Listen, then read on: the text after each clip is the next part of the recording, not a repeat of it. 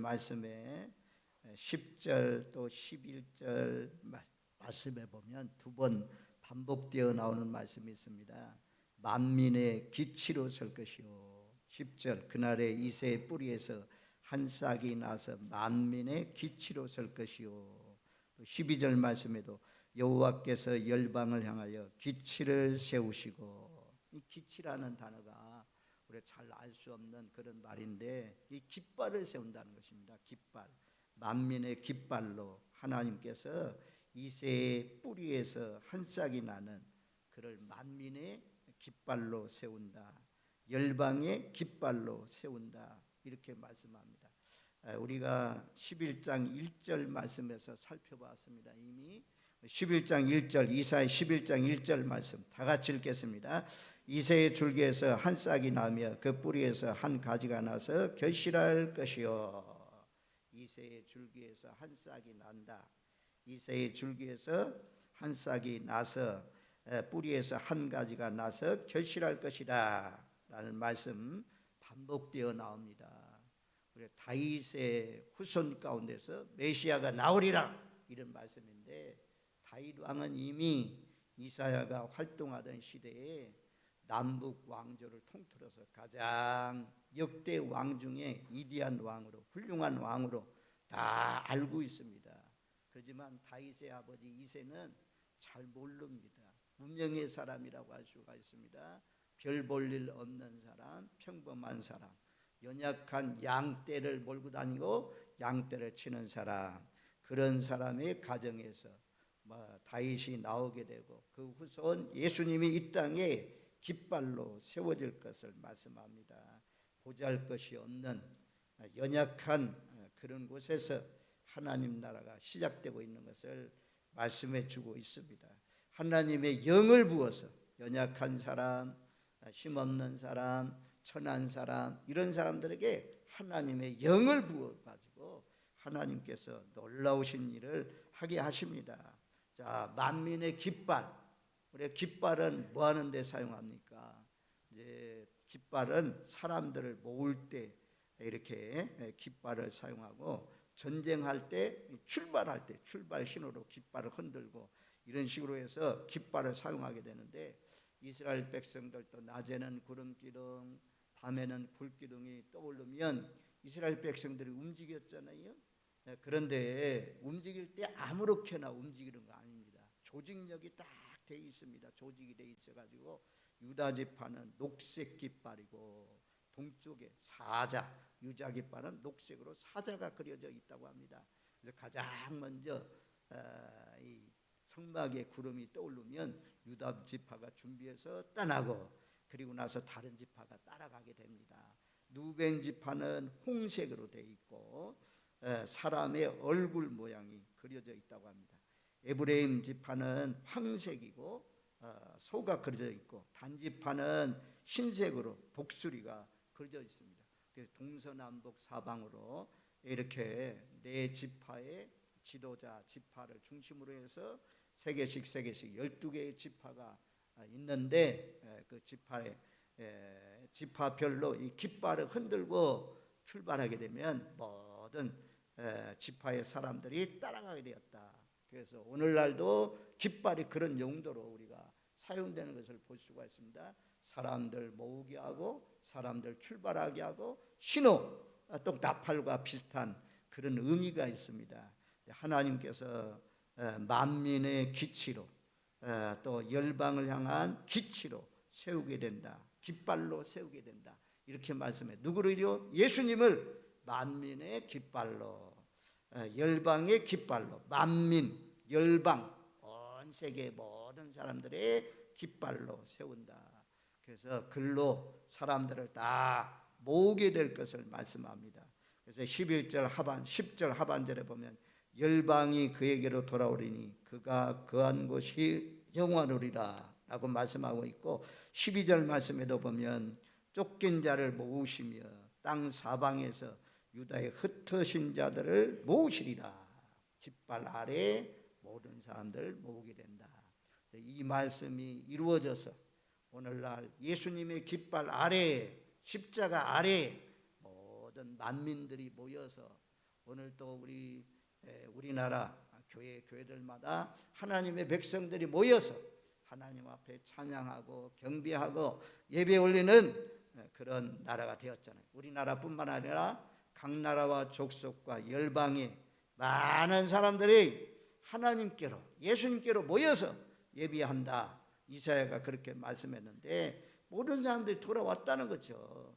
2절 말씀에 보면 10절 하반절에 열방이 그에게로 돌아온다. 또 11절 말씀, 11절 말씀 얼마나 많은 백성들이 돌아오는지 우리 11절 말씀 같이 읽겠습니다.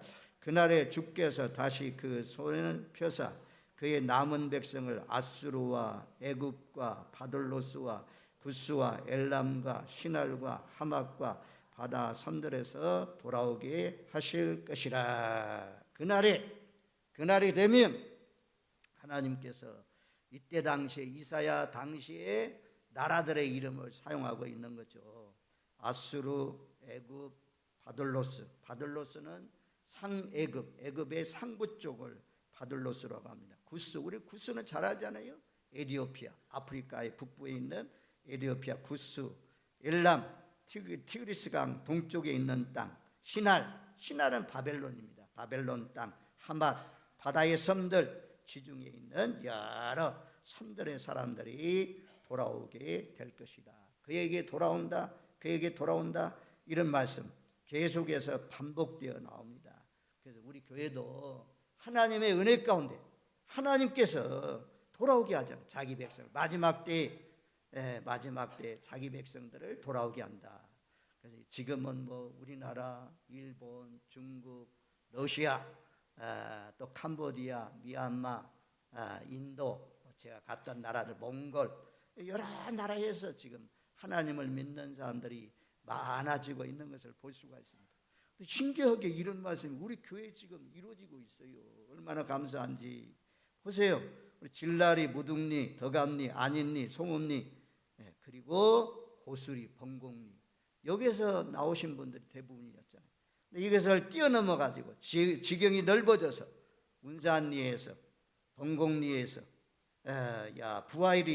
부야리에서, 소라리에서, 동서남북 사방 팔방에서 나오게 하시니 감사하잖아요. 이제는 송북리, 눌미리, 그런데 교회가 없잖아요.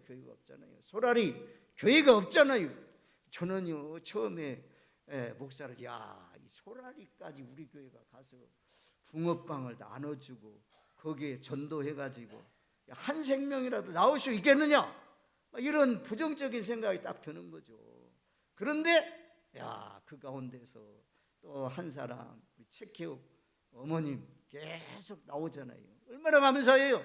하나님의 역사하심이죠. 주께서 하신 일이죠. 그날에 그러잖아요. 주께서 다시 손을 펴사 하나님이 손을 펴사 남은 백성을 돌아오게 하신다. 그렇게 말씀합니다. 그래서 하여튼 하나님의 은혜 가운데 우리는 도구로 쓰일 뿐이죠. 나가서 전도하면 하나님께서 주께서 성령님께서 역사해서 아직도 진라리에서 또 무등리에서 안인리, 덕암리, 송엄리, 번곡리, 고연리, 고수리 이런 데서 아직도 나올 영혼들이 있는 줄로 믿습니다. 예비된 영혼들이 있습니다.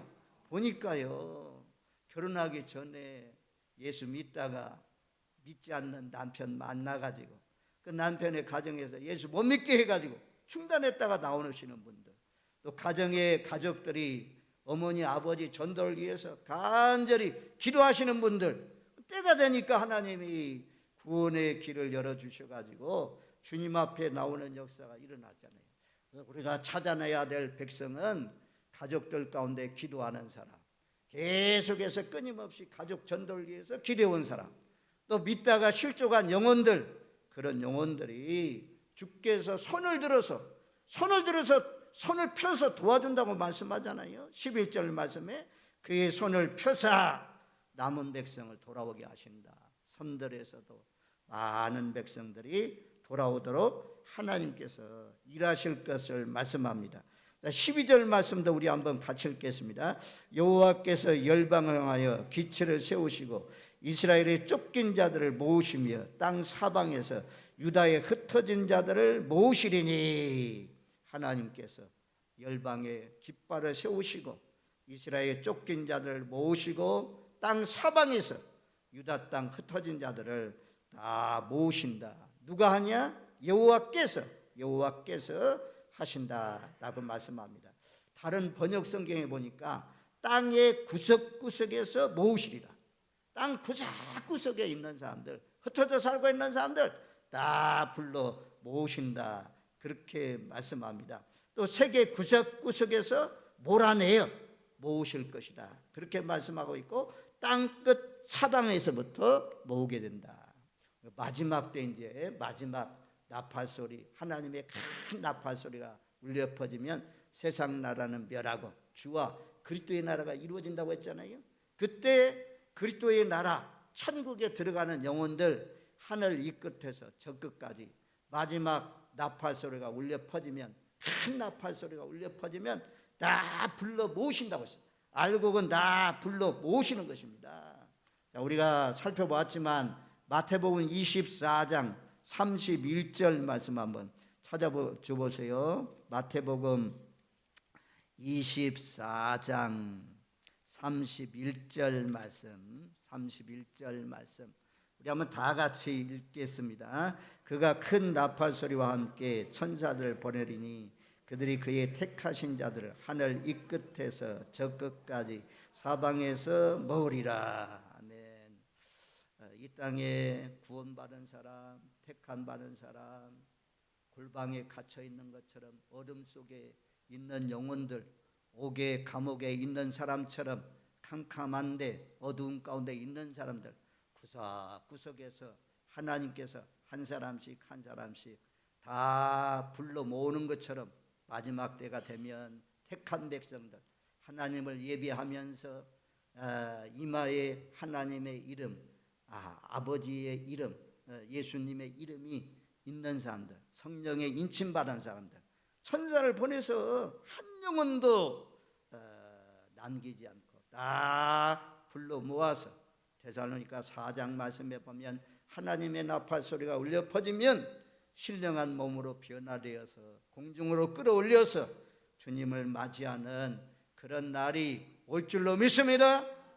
그날에 나머지는 그날에 선택함을 받지 못한 사람, 버림받은 사람. 그래서 노아의 시대와 똑같아. 노아의 시대처럼 한 사람은 가고 한 사람은 남는다. 롯의 때처럼 그런 것처럼 우리 모두 다 예수 믿는 사람, 성령으로 인침받은 사람, 하나님의 생명책에 이름들이 기록된 하나님의 백성, 하나님의 시민으로 살아가지고 그날에 모두 다 하늘나라를 유업으로 얻는 저와 여러분들 되시기를 주님의 이름으로 축원드립니다. 아멘. 자, 우리는 대한민국 시민이요. 대한민국 시민은 대한민국 땅에 살면 납세 의무가 있어요.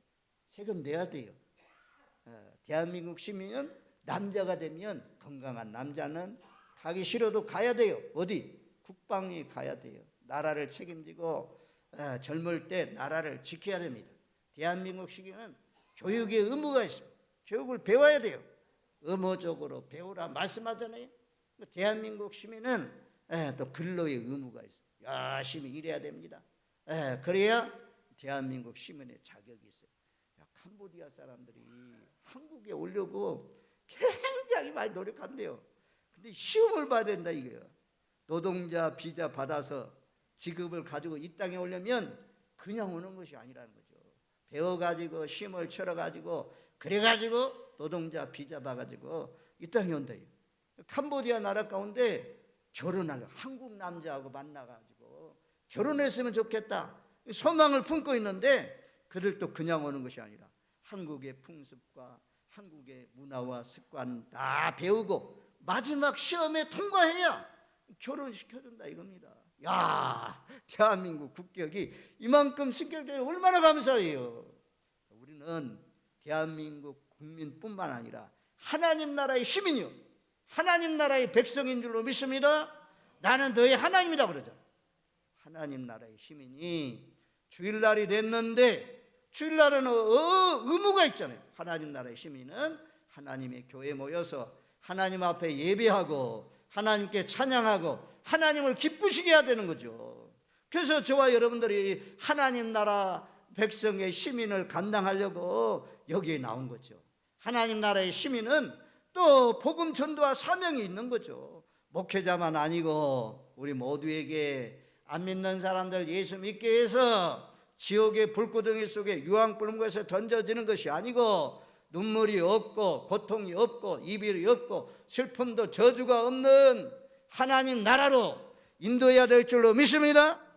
교회를 채우는 목적이 아니라 우리는 교회의 빈자리, 천국의 빈자리를 채워가야 돼요. 좀 거국적으로 좀 크게 생각하시고 이런 의무를 잘 감당하면 하나님 나라에 가서 잘했다 칭찬받고 멸관받고 상급 주실 줄로 믿습니다. 말씀 전하시는 분들이 그러잖아요. 순교자의 상도 크지만 전도자의 상이 그렇게 크다고.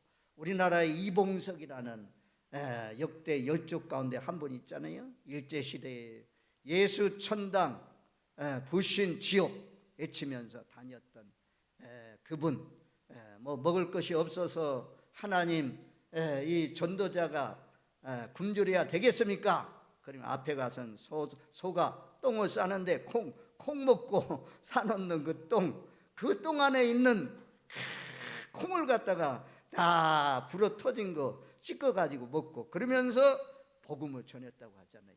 아무튼 저와 여러분들 하나님 앞에 예배의 의무, 기도의 의무, 또 전도의 의무, 하나님의 백성으로서의 살아가는 본분을 다해서 그날에 모두 다 칭찬받는 남녀 종들이 다 되시기를 주님의 이름으로 축원드립니다. 그래서 오늘 말씀에 열방을 돌아오게 하는 일에 모으는 일에 하나님께서 우리에게 맡겨주셨습니다.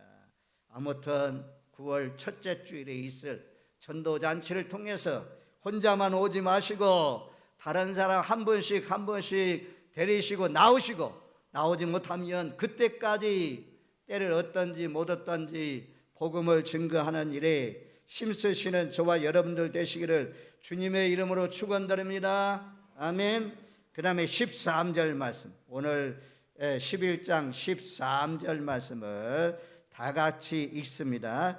에브라임의 질투는 없어지고 유다를 괴롭게 하던 자들은 끊어지며 에브라임은 유다를 질투하지 아니하며 유다는 에브라임을 괴롭게 하지 아니할 것이요. 아멘. 예수를 믿으면 질투심, 투기가 사라져야 돼요. 투기, 그리고 남을 괴롭게 하는 괴롭힘, 이런 것들이 예수 믿기 전에는 몰라서 그랬지만 예수 믿은 다음에는 우리가 화평을 위해서 살아요. 분쟁, 다툼, 싸움, 가정에도 예수 믿지 않는 사람들 싸우고 다투고 부모 자식 간에 형제 간에 싸우고 이런 가정들이 예수 믿고 나서 화평이 이루어져야 됩니다. 증오가 사라지고 질투가 사라지고 미움이 사라지고 예수님이 사람들 불러 모아가지고 이런 증오가 사라지게 하고 질투가 사라지게 하고 미움이 사라지게 하고 괴롭히는 마음이 사라지게 하고 아멘. 얼마나 좋아요. 여러분들 그러면 미움을 품고 살래요? 증오의 마음을 품고 살래요?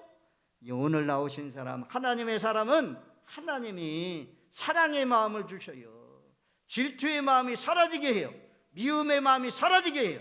교만한 마음이 사라지게 해요. 그래서 겸손으로 사랑으로 긍휼의 마음으로 바꿔주실 줄로 믿습니다. 다 불러 모아가지고 애굽에서 아수르에서 구스에서 하마 땅에서 바다 섬들에서 모두 다 예수님께로 깃발을 세우고 사람들 모아서 하는 일이 무엇이냐? 자기 백성들 훈련하시고 자기 백성들 하나님의 백성들을 하나님의 백성답게 살아갈 수 있도록 마음을 기경해요. 나쁜 마음들 다 뽑아내고 파괴하고 다 더러운 마음들 다 버리게 하시고 청결하고 거짓이 없고 정직하고 의로운 하나님의 백성으로 만들기 위해서 하나님이 불러내는 것입니다. 그전에는 이스라엘 나라도 여기 나오는데 보면 에브라임 나오잖아요. 에브라임 북왕국을 중심으로 한 10개의 지파가 에브라임 지파. 솔로몬 이후에 나라가 둘로 쪼개지나요? 르호보암 때 나라가 둘로 쪼개지잖아요. 그래서 위에는 10개 지파 에브라임 지파를 따라갔고 남쪽은 유다 지파와 베냐민 지파. 그래서 두 지파가 이렇게 이루어졌는데 앞으로 장차 제3의 출애굽 이루어지면 바벨론 나라에서 돌아오고 또 다른 나라에서 많은 사람들이 돌아오게 되면 이제는 유다와 또 에브라임 간에 싸움이 없어진다는 거예요. 이것은 서로 미움이 사라지고 전부 다 하나 된다는 것입니다. 그래서 에스겔에서 말씀해 보면 두 막대기, 하나는 에브라임이라고 하나는 유다라고 써가지고 다 묶었잖아요. 에스겔이 환상을 보여줬잖아요. 앞으로 장차 우리나라가 하나로 해방되고 한 왕이 다스리게 될 것입니다. 이것을 보여주신 것처럼 교회마다 분쟁, 싸움, 다툼, 분열의 영 역사하는 그런 교회들이 있는데, 가정들이 있는데, 여러분들의 가정, 우리 교회, 우리 나라, 하나님 우리나라 하여튼 분열의 영, 나눠지고 쪼개진 거 하나님 좀 하나 되게 해주세요. 기도해서 우리나라도 하나, 교회도 하나, 가정도 하나 되어서 화목 화평을 이루는 복된 삶이 되시기를 주님의 이름으로 축원드립니다. 그래야 평안해요. 그래야 기쁨이 있습니다. 그래야 안식을 누리는 것입니다. 하나님이 주신 복은 이런 질투심이 없어지고 또 유다를 괴롭히던 것들이 다 끊어진다. 참 얼마나 좋은 말씀입니까? 그 다음에 또 11절 말씀에 보면 하나님께서, 자 11절 말씀 우리 한번 같이 읽습니다. 그들이 서쪽으로 블레셋 사람들의 어깨에 날아 앉고 함께 동방 백성을 노력하며 에돔과 모압의 손을 대며 암몬 자손을 자기에게 복종시키리라. 이 블레셋, 다윗 시대의 블레셋 원수 골리앗도 블레셋 사람이잖아요. 계속해서 블레셋이 쳐들어왔습니다. 어려움이 많았습니다. 그런데 그를 정복하게 된다. 그들이 복종하게 된다.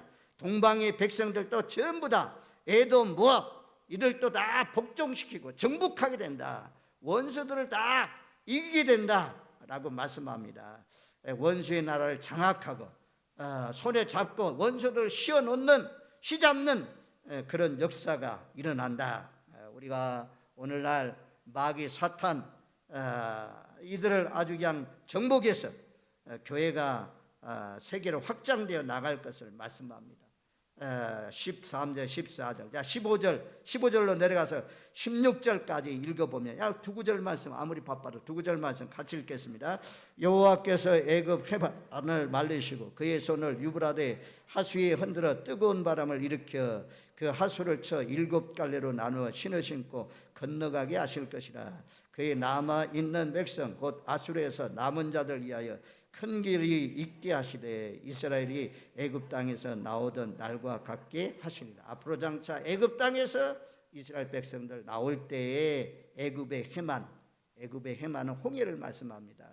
홍해를 말리시고 유브라데, 바벨론에서 돌아올 때 유브라데 강물을 다 말라서 뜨거운 열풍, 뜨거운 바람 위에서 다 말렸잖아요. 홍해를 마른 땅과 같이 건너게 하셨다. 그렇게 말씀하고 11절도 남아있는 백성이 돌아올 때 하나님 큰 길을 내신다는 거죠. 큰 길을 애굽 땅에서 나오던 날과 같이 한다. 그래서 구원받으려고 하면 막는 것들이 있어요. 막아서기 때문에 못 나오는 거죠. 빛 가운데로 하나님의 자녀되기 위해서 나오지 못하게 하는 방해물이 있습니다. 그런데 언젠가 내 앞에 놓여있는 방해물 때문에 예수를 못 믿었는데 다 제거한다는 거예요. 그리고 다 길이 뚫려가지고 예수님께로 나오는 길이 열린다는 거예요. 내가 길이요 진리요 생명이라 말씀하잖아요. 그래서 만민들이 전부 다 예수님 깃발 보고 십자가 아래 다 몰려오는 놀라우신 역사가 일어났잖아요. 그래서 애굽의 홍해가 갈라지는 역사로 구원한 것처럼 또 바벨론에서 돌아올 때 또 그런 역사를 이루어간 것처럼 오늘날도 저와 여러분들에게 기적이 일어났어요. 기적이 뭐냐? 예수 믿는 것이 기적이라니까요. 특별히 어르신들 예수 믿는 것이 기적입니다.